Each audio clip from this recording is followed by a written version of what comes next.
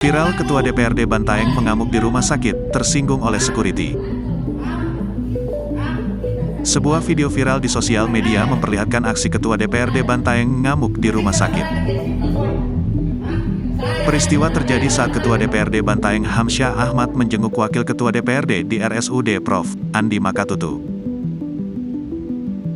Adu mulut terjadi diawali security yang mengarahkan Hamsyah keluar menggunakan pintu jalan umum. "Saya mau keluar dari pintu radiologi tapi security menunjukkan bukan jalan umum," ucapnya saat ceritakan kronologi, Jumat, tanggal 30 Juni tahun 2023.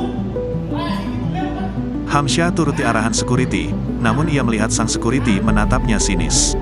Disitulah amarah Ketua DPRD Bantaeng naik. "Setelah saya balik, dia langsung melihat sinis saya dan tertawa. Itu yang membuat amarah saya," ucap Hamsyah.